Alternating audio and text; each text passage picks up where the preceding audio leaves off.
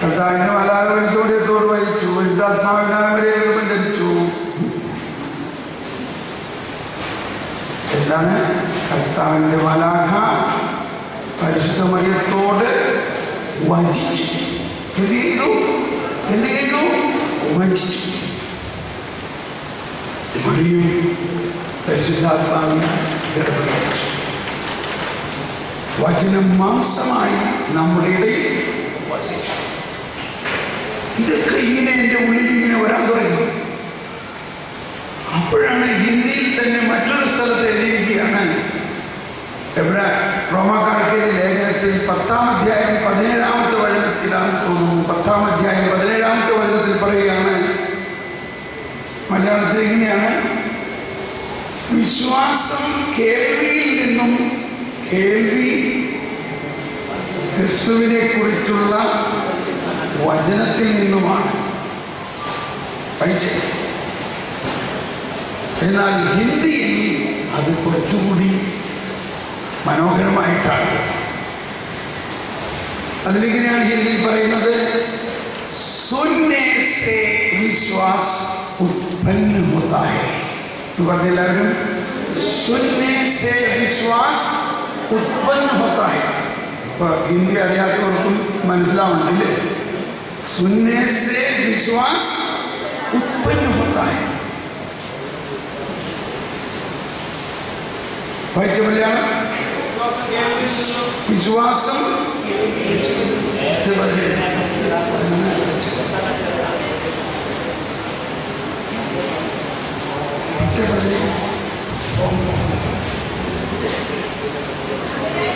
റോമർ 10:17 എങ്ങനെയാണ്? വിശ്വാസം കേൾവിയിൽ നിന്നും, കേൾവി ക്രിസ്തുവിനെ പറ്റിയുള്ള പ്രസംഗത്തിൽ നിന്നും. എന്തെങ്കിലും കേട്ടപ്പോൾ ഇത് നല്ലൊരു കാര്യമാണല്ലോ. ഞാനിപ്പോൾ വീണ്ടും വിശ്വാസത്തിലേക്ക് വരണെന്താ കണ്ടോ? അപ്പോ ആ ഈശോ പറഞ്ഞ ആദ്യത്തെ സന്ദേശം, സമയം പൂർത്തിയായിരിക്കുന്നു, എവിടെയാലും സമീപിച്ചിരിക്കുന്നു, അനുസരിക്കുക, സുവിശേഷത്തിൽ. ആ സുവിശേഷം എന്ന് പറയുന്നത് ഈ അവതരിച്ച വചനമാണ്. എഴുതപ്പെട്ട വചനം മാത്രമല്ല, അവതരിക്കപ്പെട്ട വചനം, മനുഷ്യനായി അവതരിച്ച വചനം. ആ വചനം ശബ്ദമായാണ് ആദ്യം വന്നത്. ആ വചനത്തെ ശ്രവിക്കുമ്പോൾ, അഥവാ വായിക്കുമ്പോൾ, ഉച്ചത്തിൽ വായിക്കുകയാണെങ്കിൽ അത് കണ്ണുകളിലൂടെ അകത്ത് പ്രവേശിച്ച് അധരത്തിലൂടെ പുറത്തു വന്ന്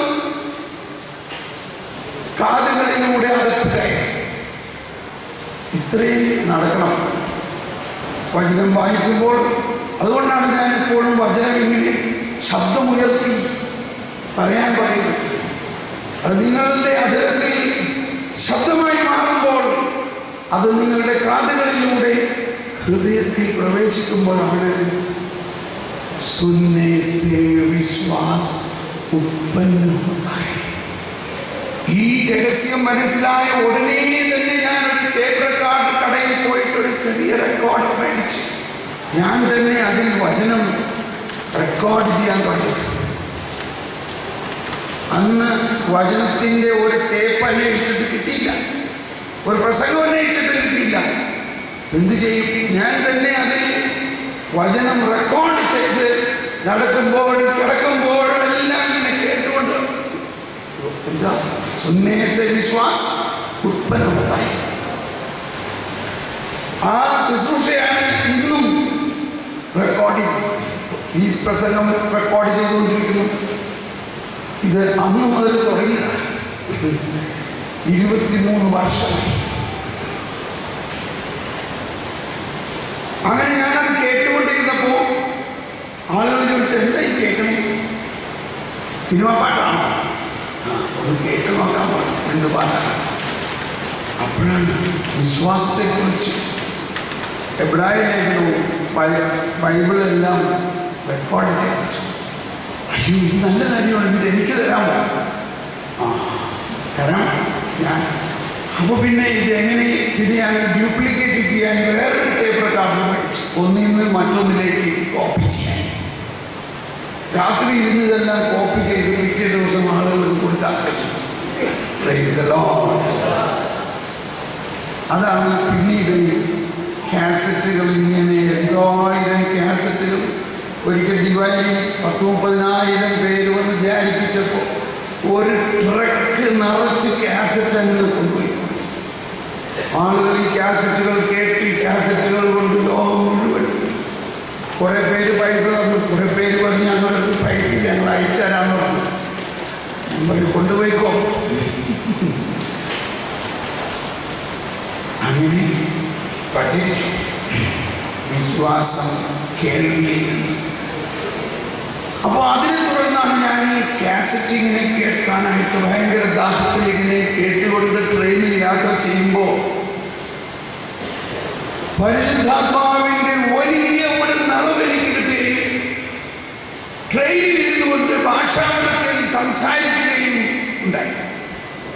അപ്പോഴാണ് ഹൃദയത്തിൽ ആദ്യമായി ഞാൻ ദൈവസ്വരം ശ്രമിച്ചത്. ആരെനിക്കായി പോകും? വിളവ് വളരെ, വേലക്കാർ ചുരുക്കം. നീ എനിക്കായി പോകാമോ?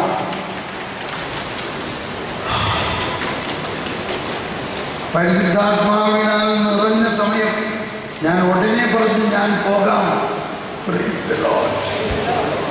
അതോടെ ജീവിതം വേറൊരു വഴിയിലേക്ക് വന്നു. അപ്പോൾ എനിക്കൊരു അനുതാപം ഉണ്ടായി. എനിക്ക് ഭയങ്കര പശ്ചാത്താപമുണ്ടായി. എനിക്കുണ്ടായ പശ്ചാത്താപം വളരെ അതിശയോക്തി നിറഞ്ഞതാണ്. ഞാൻ ചെയ്ത പാപങ്ങളെ കുറിച്ചൊന്നും എനിക്കൊരു പശ്ചാത്താപം ഉണ്ടായില്ല. മറിച്ച് ദൈവമേ, കാലമത്രയും നീ എൻ്റെ ഹൃദയത്തിൽ ഉണ്ടായിരുന്നിട്ടും ഞാൻ നിന്നെ അറിഞ്ഞില്ലല്ലോ.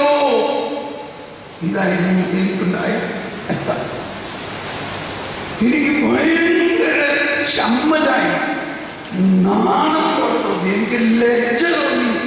ഇത്രയും നല്ല രീതിയിൽ എല്ലാ ദിവസവും പള്ളിയിൽ പോയി കുർബാന കൈക്കൊണ്ട് ഇത്രയും പ്രാർത്ഥിച്ചിട്ട് ഈ 40 വയസ്സ് വരെ എനിക്കിങ്ങനെ ഒരു ബോധ്യം, ദൈവരാജ്യം എന്നിൽ തന്നെ ഉണ്ടെന്ന് എനിക്ക് മനസ്സിലായില്ലല്ലോ. ഇതായിരുന്നു എൻ്റെ പശ്ചാത്തലം. അതാണ് ഇവിടെ അനുദപിക്കുക എന്ന് പറയുന്നതിൻ്റെ അർത്ഥം.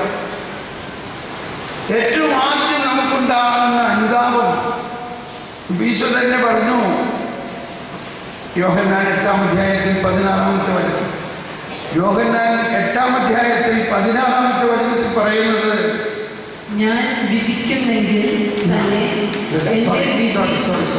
16-ാം അധ്യായം 8-ാമത്തെ വചനം. യോഹന്നാൻ 16-ാം അധ്യായം 8-ാമത്തെ വചനം. അവൻ വന്ന് പാപത്തെക്കുറിച്ചും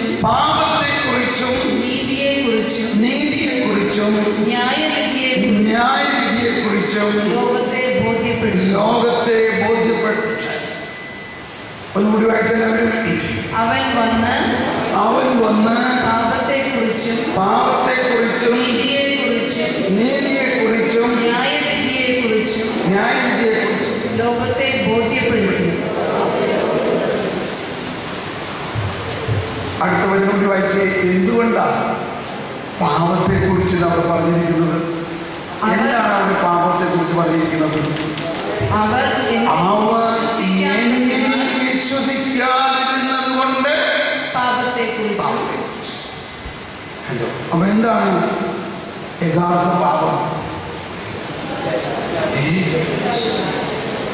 വിശ്വസിക്കാതിരിക്കുക എന്ന് പറഞ്ഞാൽ ആരും വിശ്വസിക്കാതിരിക്കുക. ഈ യേശുക്രിസ്തുവിലുള്ള പൂർണ്ണമായ അറിവ്, പൂർണ്ണമായ യേശുവിനെ കുറിച്ചുള്ള പൂർണ്ണമായ അറിവ് ഈ വിശ്വസിക്കാതിരിക്കുമ്പോഴാണ്.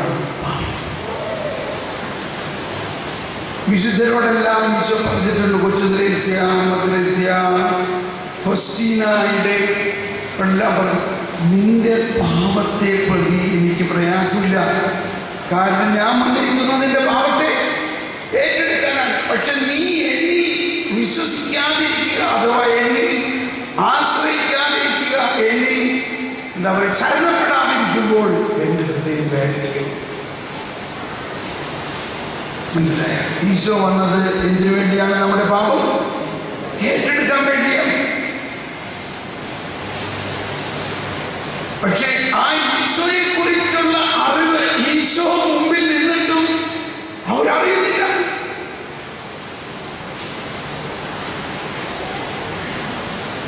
യേശുവിൽ വിശ്വസിക്കാൻ പറ്റുന്നില്ല. ഇത് തച്ചന്റെ മകൻ ജോസഫ്, ജോസഫിന്റെ മകൻ യേശു, ഇവരെങ്ങനെ ഇതുപോലെയുള്ള കഴിവ്? അവരാ ബാഹ്യമായിട്ട് യേശുവിനെ കാണുന്നു. ഒരു ധനികനായ വ്യക്തി യേശുവിൻ്റെ അടുത്ത് വന്ന് ചോദിച്ചു, നിത്യജീവൻ അവകാശമാക്കാൻ ഞാൻ എന്ത് ചെയ്യണം? അവൻ ഈശോ പറഞ്ഞു, നീ പ്രമാണങ്ങളൊക്കെ കാത്തു വായിക്കണം. അവൻ പറഞ്ഞു, അതൊക്കെ ഞാൻ ചെറുപ്പം പോലെ വായിക്കുന്നത്. പക്ഷേ വാസ്തവത്തിൽ എന്താണ് അവിടുത്തെ പ്രധാന പ്രശ്നം? അവൻ്റെ ആദ്യത്തെ ആ സംസാരം തന്നെയാണ് തെറ്റ്.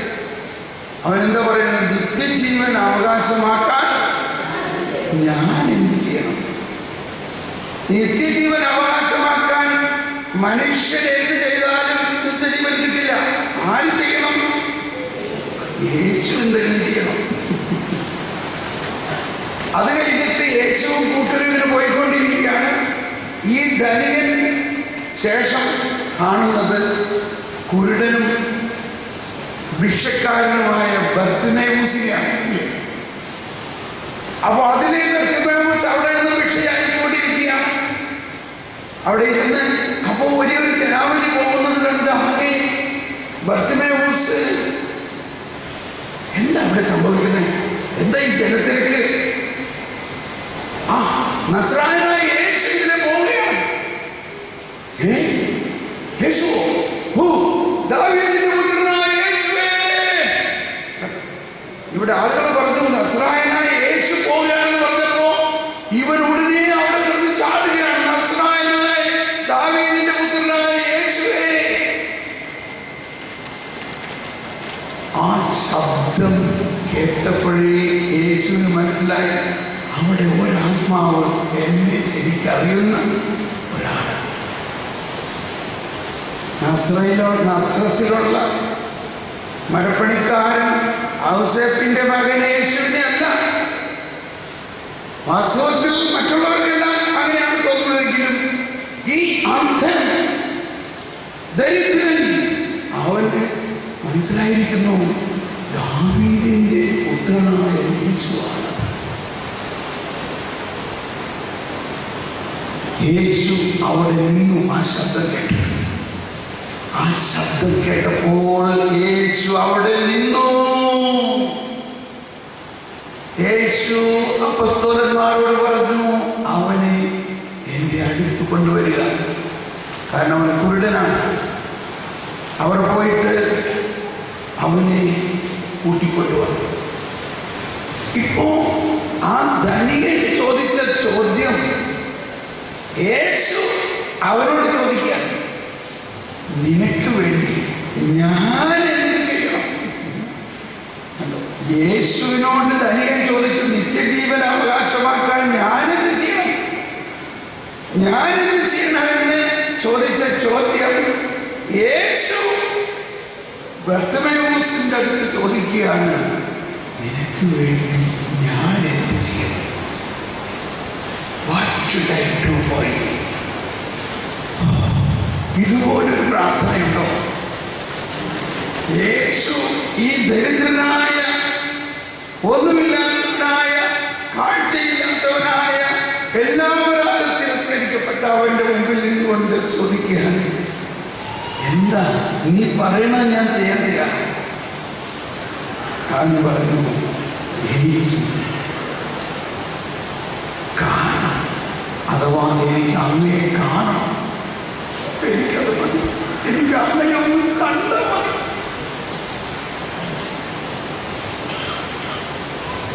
ശരി, നിന്റെ കണ്ണീർ തുറക്കട്ടെ, ഇതാ അവൻ കാണുന്നു. ഇതെല്ലാം വെറും കുരുടന് കാഴ്ച കിട്ടുന്ന കാര്യത്തിന് വേണ്ടിയൊന്നും അല്ല ഈ അത്ഭുതങ്ങളെല്ലാം. ഈ അത്ഭുതങ്ങളെല്ലാം ആത്മീയമായ ഒരു കാഴ്ചയെക്കുറിച്ചാണ്. മനുഷ്യവംശത്തിലുള്ള അന്ധത എന്നതിനെ കുറിച്ചാണ്. മനുഷ്യവംശം അനുഭവിക്കേണ്ടത് അവരായിരിക്കുന്ന അവരെന്തിനെയാണോ നോക്കുന്നത് അതിൽ നിന്നും അവർ കാണാത്തതിലേക്ക് കണ്ണുവരാൻ വേണ്ടിയാണ്. ആ ധനികൻ ഓട് പറഞ്ഞു, നിനക്ക് നീ പ്രമാണങ്ങളൊക്കെ അനുസരിക്കുന്നവനാണ് കേട്ടോ, അപ്പൊ അവനൊരു വിശുദ്ധനല്ലേ. അവനോട് പറഞ്ഞു, ഒരു കാര്യം കൂടി കുറവുണ്ട് നിനക്ക്. അപ്പൊ അവൻ വിചാരിച്ചിരിക്കുമ്പോ അതെന്താന്ന് വെച്ചാൽ പറഞ്ഞു, അതങ്ങനെ ഞാൻ ശരിയാക്കിയാൽ പിന്നെ എനിക്ക് ദൈവരാജ്യത്തിൽ കയറാനോ. ഒരു കാര്യം, നിനക്കുള്ളതെല്ലാം വിറ്റ് ദരിദ്രർക്ക് കൊടുത്തിട്ട് എൻ്റെ പിന്നാലെ വരിക.